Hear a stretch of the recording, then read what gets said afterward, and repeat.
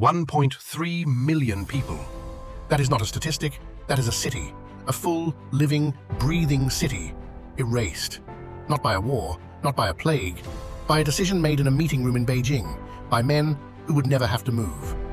Their homes now sit beneath 175 meters of water. Their ancestral graves were dug up and relocated, or simply left to drown. Their farms, some of the most fertile land in all of China, are gone. Forever. The Three Gorges Dam on China's Yangtze River is the largest hydroelectric structure ever built on this planet. It took 21 years to complete. It displaced more people than the entire population of Philadelphia. It cost an official total of $31 billion. Critics say the real number is closer to $75 billion. It was supposed to tame the deadliest river in Asia. Here is what no one told the 1.3 million people who lost everything. It may be making the flooding worse. The Yangtze River is not just a river.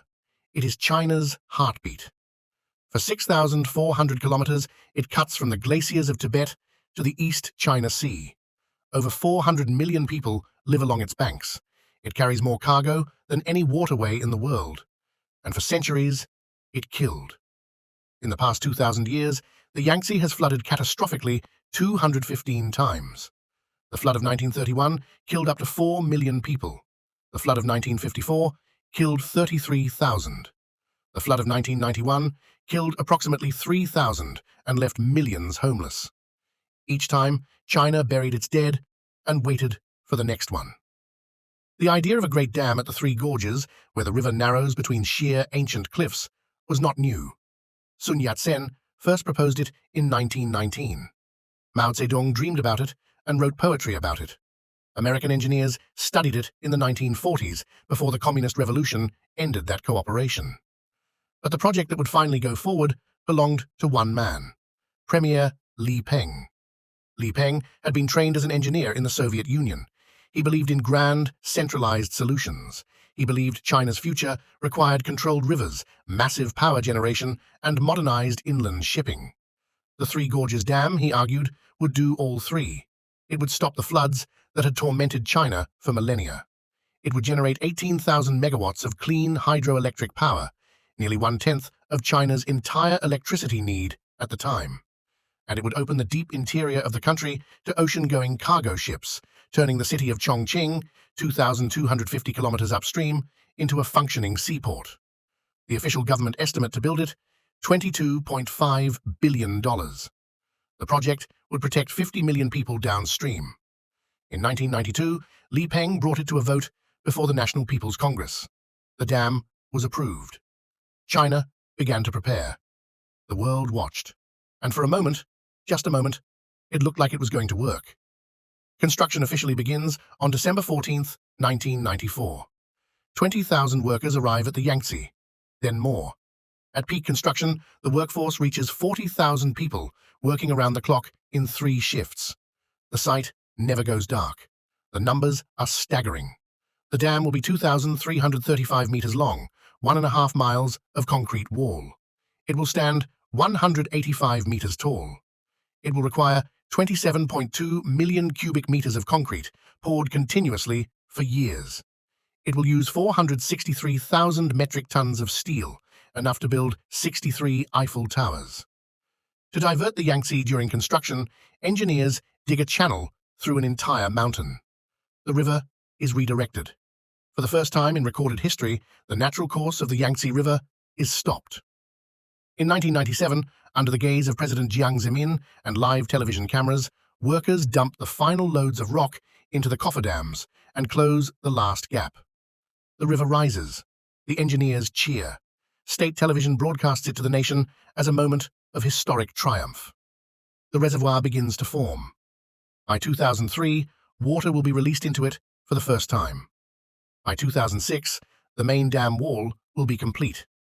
By 2009, all turbines should be spinning. China is making history, the state press says. This is the project that defines a century. And then, in the geological survey reports, quietly filed by engineers at the China Geological Survey, one word begins appearing with increasing frequency: landslides. The reservoir water reaches 135 meters in June 2003. Within weeks, the slopes along the Yangtze begin to move. The geology of the Three Gorges region is ancient and layered. Limestone, shale, and sandstone stacked over hundreds of millions of years. For all that time, the river's banks have been dry above the waterline. Now, they are soaked. The water saturates the rock. The weight shifts. The cliffs begin to fail. 1 month after the reservoir first fills, a chunk of the Qianjiangping slope collapses. 24 million cubic meters of rock crash into the Qingan River, just 3 kilometers from where it meets the Yangtze. The resulting wave is 20 meters high. It destroys 346 houses. 14 people are killed. 20 boats are capsized. This is the geological problem, and it was not unforeseen. Engineers at the China Geological Survey had identified over 5,000 potential landslide zones in the reservoir area before construction began. The project moved forward anyway. The second problem comes from an entirely different direction: the corruption embedded in the resettlement program. The Chinese government had allocated funds to move 1.3 million people and build new towns for them. But the officials administering those funds, local government bureaucrats and managers at the China Yangtze Three Gorges Development Corporation, began stealing them. Contractors won construction bids through bribery. They then cut costs on materials to pocket the difference. In May 2000, the head of the Three Gorges Economic Development Corporation took out a series of project loans and simply disappeared with the money. Displaced families arrived at new homes that were structurally deficient. Promised farmland did not exist. Compensation payments were short, in some cases 20% below what families were owed. China's anti-corruption watchdog would later confirm that officials at the Three Gorges Corporation were guilty of nepotism, fraudulent bidding, and illegal property deals. The third problem is technical, silent, and potentially fatal to the entire project's purpose: sediment. Every year, the Yangtze River carries 680 million tons of silt, sand, and soil from its upper reaches toward the sea. Before the dam, that sediment moved. Now, in the slowing waters of the new reservoir, it settles. It accumulates at the base of the dam. Engineers had designed sluice gates at the dam's base to flush sediment through, but no dam of this size had ever successfully managed sediment at this scale. No working model existed anywhere in the world. Critics, including Professor Dai Qing, journalist, engineer, and the most prominent opponent of the dam, had warned about this before a single cubic meter of concrete was poured. She compiled the warnings of 40 engineers and scientists into a book called Yangtze, Yangtze. In July 1989, the government banned the book. Then, it imprisoned her. By 2007, the problems stop arriving one at a time. The landslide data is now undeniable. In the first 4 months of 2010, there are 97 significant landslide events recorded along the reservoir. The fluctuating water level, cycled between 145 and 175 meters every year to manage power generation, saturates and destabilizes the slopes repeatedly. Geology professor Lei Hongxun of Chongqing University describes it precisely. It is like bending an iron wire. If you bend it once, it holds. If you bend it back and forth repeatedly, it will snap. The earthquakes begin. Before the reservoir filled, from January 2000 to May 2003, seismologists recorded 94 earthquakes in the Three Gorges area. In the 6 years after the reservoir fills, they record 3,429. On March 27, 2008, a 4.3 magnitude earthquake strikes Zigui County. 3 days later, a 4.7 magnitude quake follows. Hundreds of aftershocks trail behind. Chinese geologists at Chongqing University conclude the earthquakes are reservoir-induced, triggered by the weight of billions of tons of water pressing down on an active seismic fault. The budget begins its climb.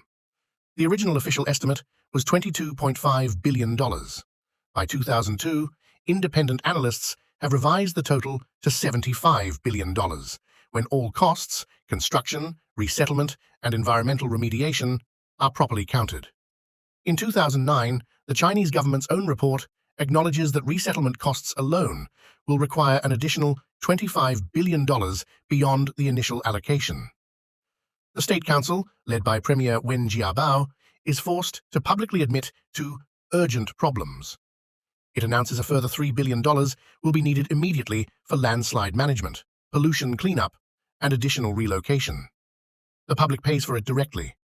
Between 1992 and 2009, every electricity bill in China includes a hidden surcharge, a dam construction fee embedded in the price of power, funneling money continuously into the Three Gorges project.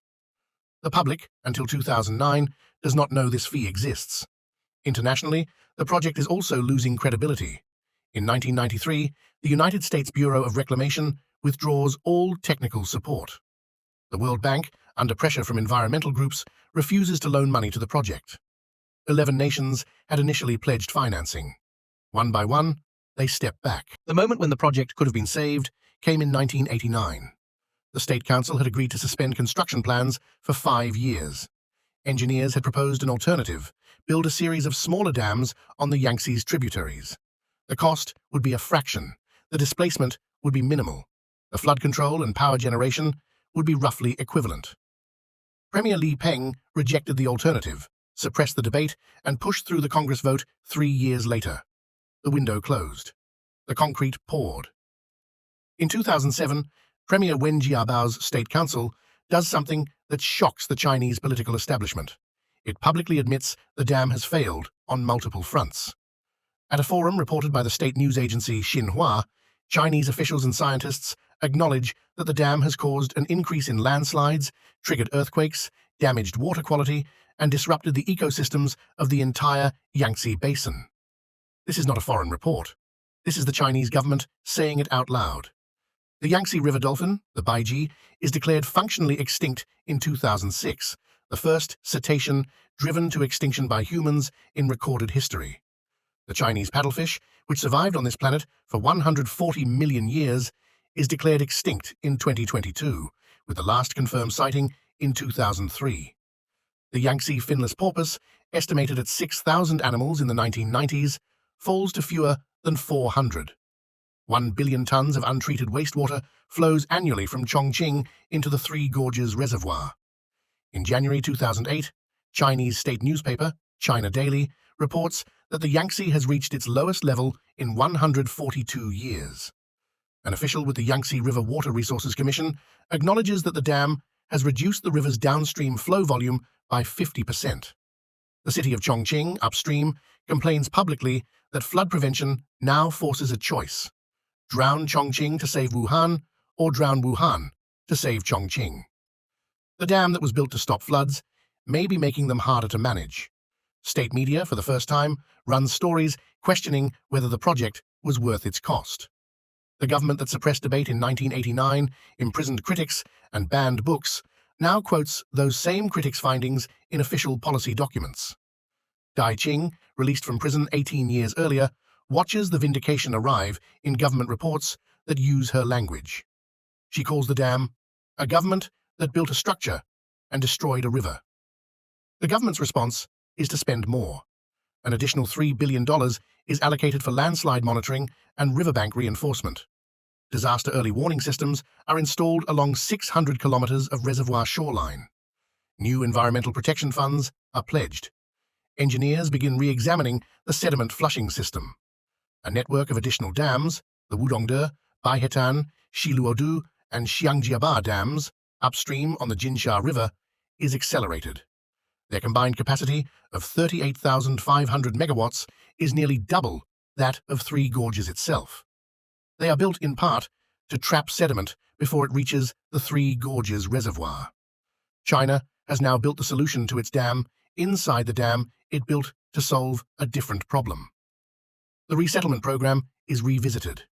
In October 2007, Vice Mayor of Chongqing Yu Yuanmu announces that up to 4 million additional people may need to be relocated from areas destabilized by the dam, on top of the original 1.3 million. The number is staggering.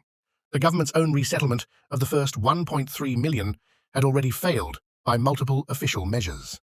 Incomes of displaced families dropped by an average of 20% after relocation. The fertile riverside flatlands were gone. New farms were carved into steep, unstable slopes. Some families relocated to Jiangsu province are reported to be materially poorer than before they moved. Then, in 2010, the dam produces a moment of apparent redemption. Summer floods surge from the Tibetan Plateau. The Three Gorges Reservoir absorbs the overflow. For one season, downstream cities that would have flooded do not. The government claims vindication. State television runs footage of the dam holding back the waters. But in the summer of 2020, the Yangtze floods again. Badly. Record-high water levels are recorded at multiple gauging stations across the basin. Geologists note publicly that the dam's role in flood control is limited in extreme events. The flood kills hundreds across China. Millions are displaced. Shanghai, built on a sedimentary plain, faces new exposure because less silt is reaching and reinforcing its foundations. The question of whether the dam works, the question the entire project was built to answer, remains officially open. Here is where things stand. The Three Gorges Dam is structurally complete. Its 32 turbines generate real power, 22,500 megawatts on a good day, roughly 1.7% of China's current electricity demand, far less than the 10% originally promised, as China's power needs outpaced all projections. The landslides continue, the earthquakes continue, the reservoir sediment accumulates, the fish species do not return, the Baiji does not come back from extinction. The 1.3 million people who moved are still scattered. The farmers who lost their flatlands are still farming on slopes. The families whose incomes fell after relocation did not recover. Some villages relocated to Hainan and Xinjiang were later abandoned by the officials who sent them there. The total cost, construction, resettlement, environmental remediation, the additional dams built to manage the original dam's failures, is unknown. Independent estimates exceed $75 billion. The official figure remains $31 billion. No independent audit has ever been permitted. 1,200 archaeological sites vanished under the water. 800 villages, 13 cities, 140 towns. Cultures that trace their roots to the first dynasties of Chinese civilization. All of it permanent, irretrievable. Journalist Dai Qing went to prison for warning the world this would happen. The world listened anyway, and then watched. And here is the question that will not be answered, no matter how many reports are filed or how many turbines spin. If a government can silence every scientist, imprison every critic, displace every family, spend every dollar, and still end up with a river it cannot control, what exactly was the dam for?